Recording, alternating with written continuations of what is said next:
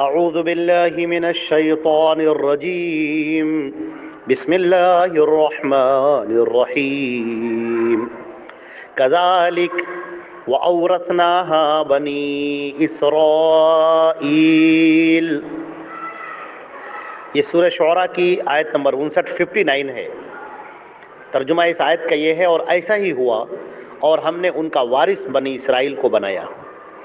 حضرت گرامی، آپ کے علم میں ہوگا اس سے پہلے کی جو آیات ہیں وہ حضرت موسیٰ علیہ السلام اور فرعون کے واقعے کو بیان کر رہی ہیں، اور یہ بیان کیا گیا کہ فرعون کو ہم نے، جو موسیٰ کے پیچھے پیچھے تھا اور موسیٰ اور ان کی قوم کے اوپر ظلم ڈھاتا تھا، لہٰذا اللہ رب العزت نے اس کے انجام کو بیان کیا کہ اس کا کبر، اس کا گھمنڈ، اس کی نخوت سب خاک میں مل گئی، اور ہم نے فرعون کو ہلاک کر دیا۔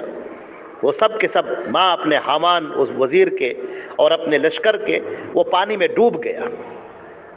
اب یہاں پر یہ بات کہی جا رہی ہے کہ ایسا ہی ہوا اور ہم نے اس کا وارث بنی اسرائیل کو بنایا۔ اب مسئلہ یہ ہے کہ بنی اسرائیل کو، یعنی کہ جو شاندار باغات تھے، جو چشمے تھے، جو خزانے تھے، جو عالی شان جگہیں تھیں، وہ بنی اسرائیل کا وارث بنا دیا گیا۔ تو اب یہاں پر اس آیت سے ایک سوال پیدا ہوتا ہے کہ یہ تو ظاہر تھا کہ فرعون کے غرق ہونے کے بعد بنی اسرائیل تو مصر کی سرزمین کے مالک نہیں بنے تھے، بلکہ وہ تو چلے گئے تھے، اور پھر انہوں نے جہاد سے جب انکار کیا تو 40 برس تک صحرا میں دھکے کھاتے رہے، تو پھر اس کے بعد ملک شام کی طرف چلے گئے، اور پھر وہاں ان کی اپنی حکومت قائم رہی، تو مصر میں تو وہ آئے نہیں، تو پھر کیا مسئلہ ہے اس کا؟ تو دیکھیے، مفسرین نے اس کے دو جواب دیے ہیں۔ ایک تو یہ ہے کہ اللہ تعالیٰ نے جو بنی اسرائیل کو بہت سارے باغ، چشمے، خزانوں کا وارث بنایا، تو وہ مصر میں نہیں بنایا بلکہ ملک شام میں بنایا۔ ملک شام میں وہ گئے اور وہاں پر اس کے وارث قرار پائے، شاندار نہریں، عمدہ باغات، شاندار قلعے، عمدہ قسم کے محلات، اس کے وہ وارث ہوئے ملک شام میں، یعنی مصر میں نہیں بلکہ ملک شام میں۔ جیسے کہ سورہ دخان کے آیت نمبر 28 میں ہے، کذالک وَأَوْرَثْنَاهَا قَوْمًا آخَرِينَ، کہ اسی طرح ہوا اور ہم نے ان کا وارث دوسرے لوگوں کو بنا دیا، یعنی مصر کی جو سرزمین تھی وہاں کے وارث دوسری قومیں بنی اسرائیل نہیں بنے، دوسرے لوگ بنے۔